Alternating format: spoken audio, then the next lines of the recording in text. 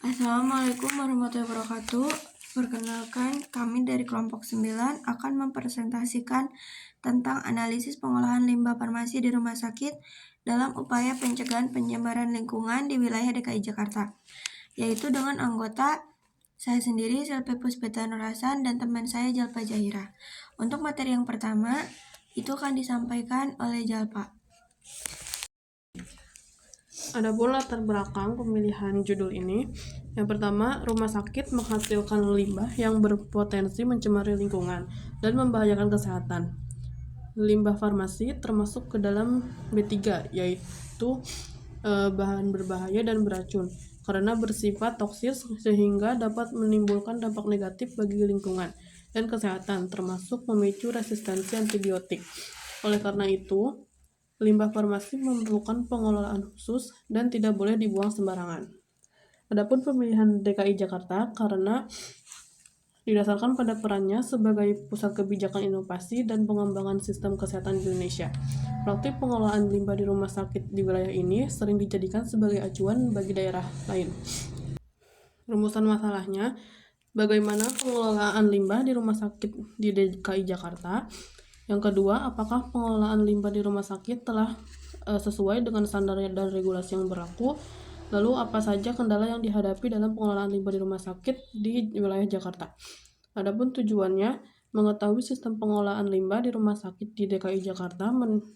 Yang kedua, menilai kesesuaian pengelolaan limbah dengan standar dan regulasi yang berlaku dan mengidentifikasi kendala dalam pengelolaan limbah di rumah sakit di Jakarta. Tinjauannya, yang pertama, limbah pelayanan kesehatan di rumah sakit.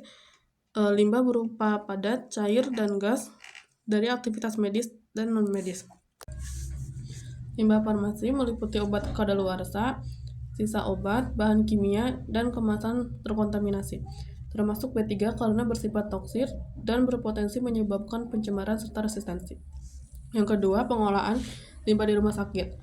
Proses pengolahan limbah dilakukan secara sistematis dari limbah dihasilkan hingga dimusnahkan.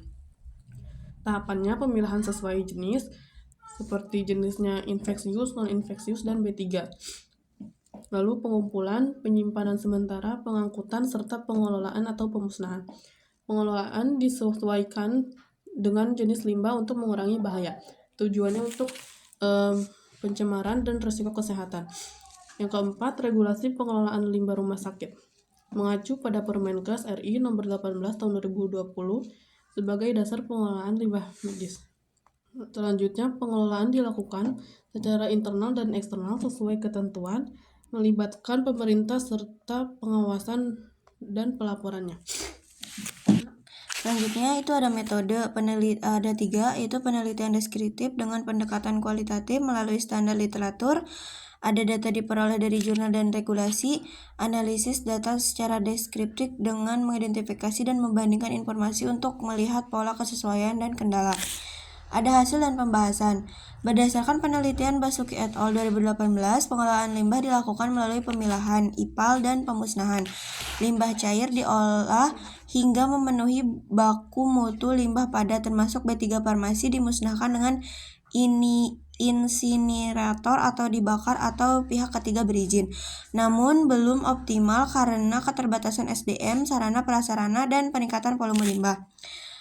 Terus ada pengolahan limbah rumah sakit telah mengacu pada regulasi internal atau eksternal untuk mencegah pencemaran dan melindungi kesehatan masyarakat. Namun implementasinya belum optimal, keterbatasan SDM serta sarana dan prasarana menjadi kendala utama dalam pengelolaan.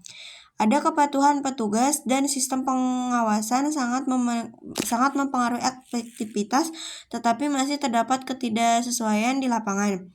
Peningkatan volume limbah dan kesalahan pemilahan menyebabkan limbah berbahaya masih tercampur hingga menambah bahan pengolahan.